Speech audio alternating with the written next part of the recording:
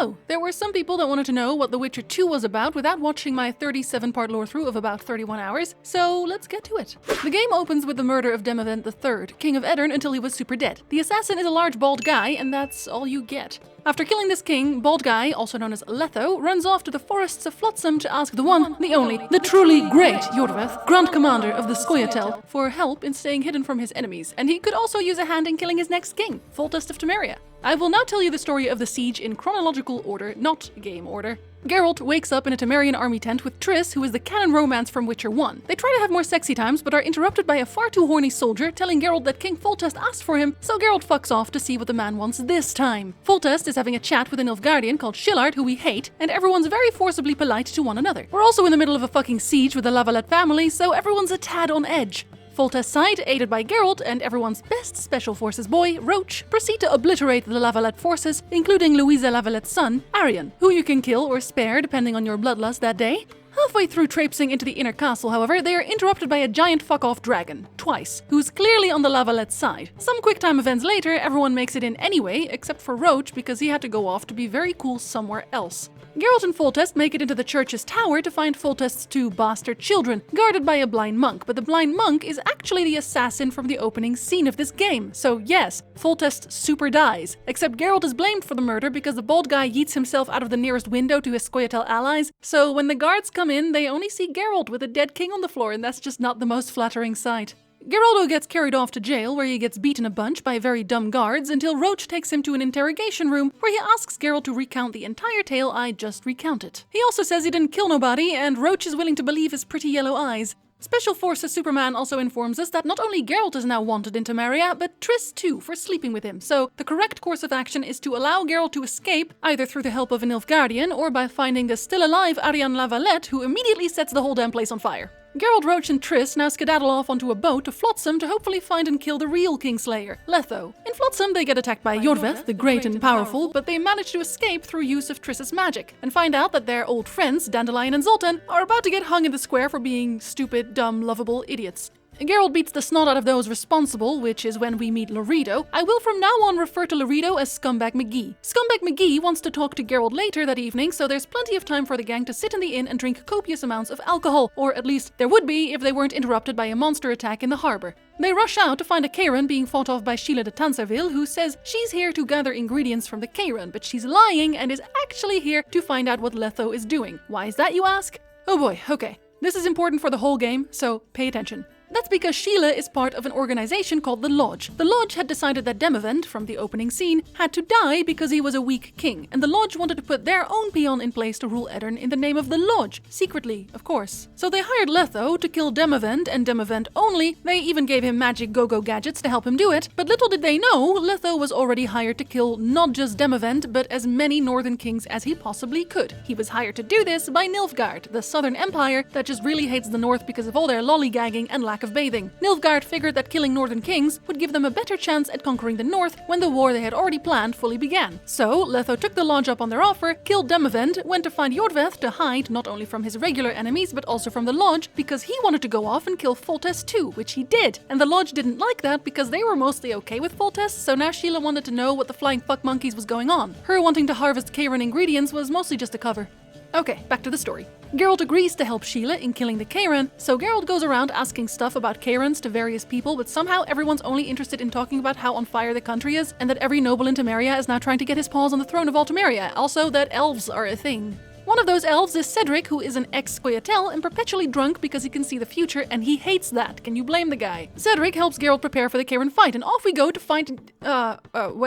No, we're off to see Scumbag McGee in the evening. Right. Roach is coming with us because he's now our dad, and before going in to actually see Scumbag McGee, we decide to sneak out back to eavesdrop on Scumbag McGee's conversation with his current guest, Sheila. She's mad at him for being an asshole, and somehow that was a surprise to her, I guess. Finally, Roach and Geralt go up. Roach gets told to go away away, and Geralt goes in to hear Loredo ask him to go catch Iorveth. You can't do that anyway, but also don't do that, we love Iorveth. Anyway, Scumbag McGee goes off on a racist rant, and then we leave to go punch the Cairn in the face, while guided by Sheila's lovely voice. We go back to Flotsam, where Triss tells us to come to the prison barge for a romantic date where we interrupt Kieran ep Esnelen's constant world of pain for a few moments, so he can give us information about Letho, who is about to betray and kill Iorveth, the Great and Powerful, and something called a Rose of Remembrance. Triss says she could restore Geralt's memory with one of those, so off we go to find a rose, but instead we fall into a pool and have sex with Triss. Or not, if you choose not to, but I mean, come on. Roach finds them and tells Geralt to get back to work, so that means finding Zoltan, who keeps insisting he's not working with the Scoia'tael, so we can ask him to introduce us to the Scoia'tael, so he does. After a very silly trap, Iorveth, the Great and Powerful, okay, I'll stop now, shows up to talk about right and wrong and maybe setting a trap for Letho to check if he's actually traitorous scum. They pretend Geralt captured Iorveth to trick Letho into talking about his diabolical plans, or at least some of them, but then Iorveth gets bored and a fight breaks out between the Scoia'tael and the Blue Stripes, among other people. Geralt can now either punch Iorveth in the dick or hand him his sword. Geralt and Letho have their own private brawl where Letho lets Geralt live, even though Letho won. Okay, I'm going to give you a quick summary of why that is so you can keep up to speed, because this story is otherwise told in bite-sized portions throughout the entire game.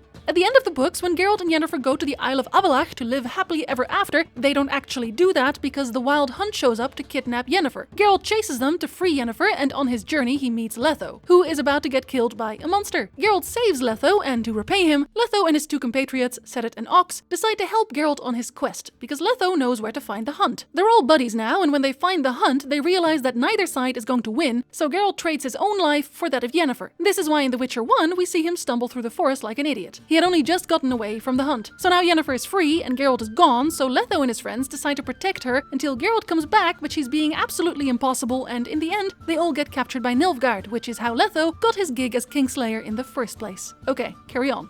Geralt returns to town, and if you punch Iorveth in the dick, he's been captured and everyone's happy and the like. If you gave him his sword, there's a bloody pogrom going on and all the non-humans are dying horrible deaths. Either way, Triss was kidnapped by Letho, who forced her to teleport them both to Edirn. The only person who tried to help Triss was Cedric, the perpetual drunk, who is now dying in the forest, finally no longer drunk. And he prophesies that Geralt will only understand who is killing kings and why if he gets his memory back. Which is false, actually, but carry on. He does tell Geralt how to get his memory back though, and so off Geralt goes to find his way to Edirn. And here's where the trouble begins. The game now splits into two. You can choose to go to Edirn with Iorveth and his Scoia'tael, or with Roach and his Blue Stripes. I'm going to do my best to tell you both simultaneously. If you choose to go with Iorveth, you will find your way to the barge one way or another and sail off to Edirn and a town called Vergen with the elven host. If you choose to go with Roach, you will find your way through Scumbag McGee's house to save a pregnant elven lady whom Scumbag McGee has been keeping hostage for...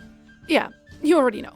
Anyway, and then you get to sail off to Edirn too, but to the camp held by Henselt of Kedwin. On both paths, you have the option to kill Scumbag McGee, of course. And yes, throughout your time in Flotsam before you leave, you can do a whole host of side quests, of course, including but not limited to getting cock-blocked by elves, punching people in the face for coin, playing dice, getting drugged, taking drugs willingly, hang out with Roach's lads to get a drunken tattoo, exploring haunted insane asylums, punching more people in the face for coin, and exterminating the local wildlife. Once in Edirn, on both paths, you will join the talks between Saskia of Vergen, the lady that the Lodge was trying to place into power as their little puppet. She's also actually a dragon that can transform into a human, and Henselt of Kedwin, who is trying to take the Pontar Valley, where all this takes place for his own. Saskia says fuck off, Henselt says fuck you, a fight starts, and Henselt activates an ancient curse put upon him by Sabrina Glevissig, a mage he killed years ago. Oh, also Stennis is there somewhere. He's the rightful ruler of Edirn now, as he is the son of Demovan, but he's also very Stennis and immediately dies on Roach's path. Anyway, the curse summons an entire ghostly battlefield full of angry ghosts, so a magical owl shows up to guide the group back to Vergen on Iorveth's path, or on Roach's path.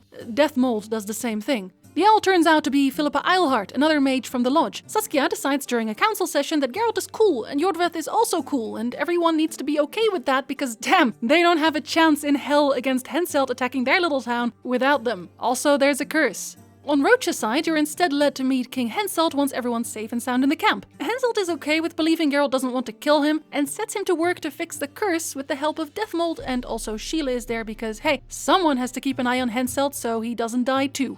On both sides, Geralt now needs to start learning about the battle that took place here years ago, which is when the curse was initially cast. But on Iorveth's side, you also have to solve an evil poisoning. Saskia gets poisoned by someone, and it's eventually up to Geralt to find out who done it. Or more specifically, was it Stennis? And if it was, should we kill him? In case you're wondering, it wasn't just Stennis, but he was totally on board with offing the Dragon Lady and gave them his thumbs up. On Roach's side, while trying to fix the battlefield curse, you also have to lift the Henselt curse, because clearly he's double cursed, and if we don't uncurse Henselt first, the object of Sabrina Glivesic's hatred, we can't uncurse the battlefield curse because Henselt has an item that we need to uncurse the battlefield, and he's a petulant baby, so he won't give it to you unless you help him. Oh, and also there's a plot going on to kill Henselt. I mean, outside of the plot to kill Henselt that was already going on, there are a lot of people that want Henselt dead. That's what you need to take away from this. Anyway, either way, Geralt goes in to fix the battlefield curse, which means the field is now clear to start a fresh new war between Henselt and Saskia. If you're on Iorveth's side, then somehow you convinced Iorveth earlier to go get reinforcements before the battle starts, and so they win a resounding victory, leaving Vergen a free city, Henselt a super pathetic loser, and Philippa takes Saskia away from celebrations to Loch Muin. Probably. Iorveth isn't okay with that because we figure out that Philippa has actually mind-controlled Saskia and intends to use her as a weapon in Loch Muin, so Iorveth, the great and powerful, takes his best friend Geralt on a trip to Loch Muin too.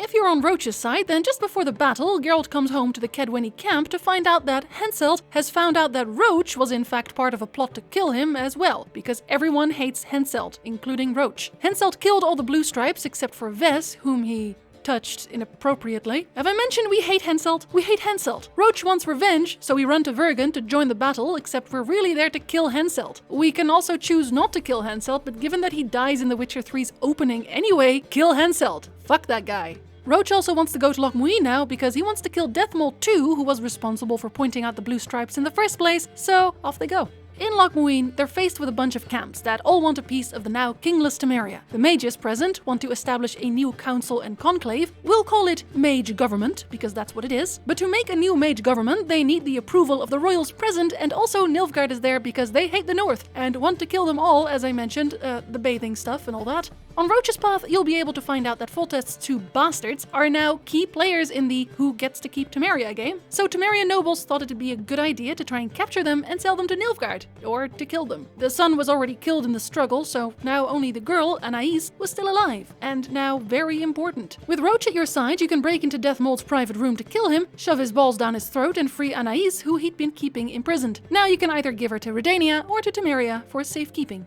On Iorveth's path, you have the option to collect a Nilfgaardian mage's card, and you can help Iorveth save Saskia from the mind control Philippa had put her under. You also get to see that same Philippa have her eyes gouged out, which is great entertainment for the whole family. On both sides, you can also choose not to help your brothers in arms, but instead opt to figure out where Triss went, which is in the Nilfgaardian camp, where she was tortured for information about the lodge, which, yes, she was also a part of. It's just that she got kicked out of the popular group, so she wasn't really involved in the whole king-killing thing. Anyway, whoever you go with, you'll always end up at the summit eventually, where all the royal idiots and all the mage idiots come together to bicker about who gets to have Temeria and who gets to make a new mage government. Turns out, nobody gets to do shit, so it doesn't really matter what you do, because Radovid brought his own private security team called the Flaming Rose, yes, that one, and he intends to just burn all the mages no matter what happens, honestly. He'll burn slightly less mages if you save Triss though, but he'll still burn a lot of mages.